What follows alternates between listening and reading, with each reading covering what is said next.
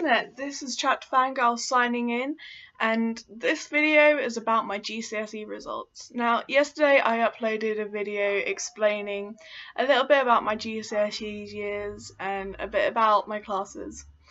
And today I tried to sleep through today. I really didn't want my results.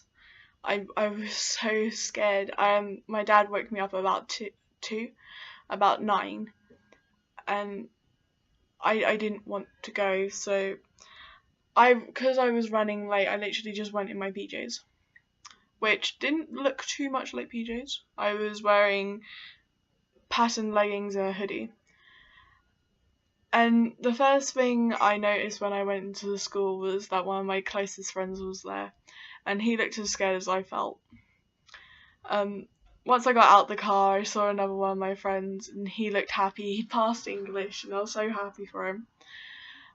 And the moments that I walked through the door, I could feel my heart in my throat, like there. And there was so many people there, and there was so many different emotions. There was a girl crying in the corner. There was a group of lads high-fiving each other. So when I actually got to the table to collect my little envelope with my name on it, two of my favourite teachers were there, my biology teacher and my English teacher, and they just smiled at me, and they asked to know what my results were for my English and biology, obviously. So I opened the envelope, and as I was opening the envelope, I realised how bad I was shaking. I was like that. I was so nervous holding that envelope. And I opened the envelope, and the first thing that I saw was my overall English. And my overall English is actually an A. An A, guys! I was so happy. And so I told my English teacher, and she was smiling. She was like, "Yeah, I knew you could do it. You're an amazing student." And I looked at my biology, and I got a B in biology. I got a B in all my sciences, and I was so happy. I was almost crying at this point as I read through it. I think the one subject that surprised me the most was maths. Now, I was top set for maths, but like I said, I'm not confident in maths. Maths is definitely one of the ones that I lack in confidence. And so when I opened that envelope and I saw that tiny little A next to mathematics, sorry, my French, I was so happy. I was jumping about, and I was just, it was amazing looking at them. These results are the results of 12 years of my life. And I was so happy. Okay, overall, I got 2 A's, 5 B's, a C, and a D. Now, the C and D, the C was geography, but I explained a little bit about geography in my last episode. And the D was in Spanish, but I'm not too bothered about the Spanish. Spanish wasn't one of the... I wouldn't say it wasn't as important as a GCSE, but for my field of work, it wasn't as vital. I wasn't planning on continuing it.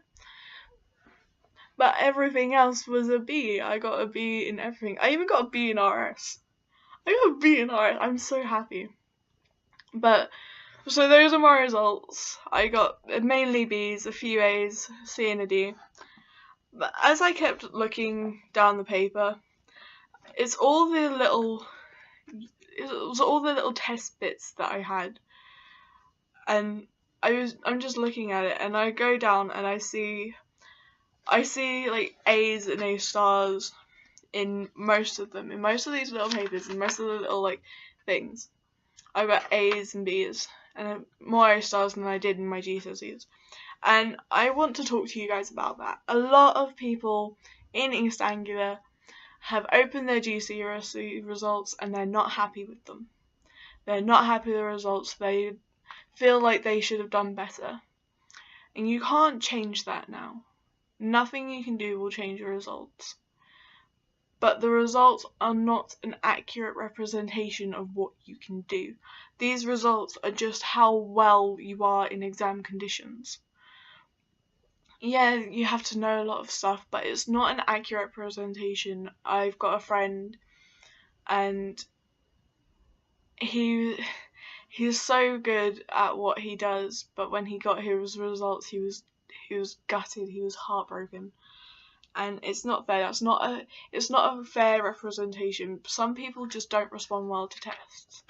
So if you're sat there and you're looking at your exams and you're thinking, no, I should have done better, I could have done better, look inside yourself, and if you feel that you put enough work in, if you revised enough, if you tried your best, and those still aren't the marks that you wanted, it's probably because of the exams. I personally cannot remember much of my exams.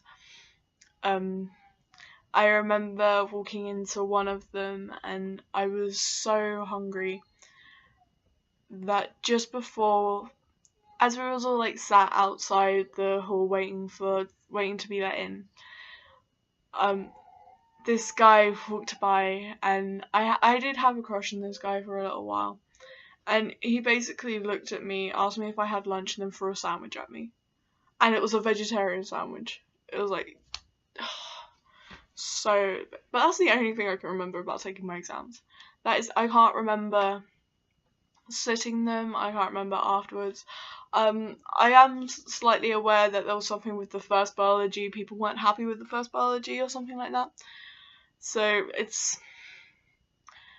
I remember little bits, but I don't remember much of it. I don't remember going home and revising, so I don't know if I actually sat there and revised. I really hope I did. I hope that I was a smart enough person that even under all that stress, I revised.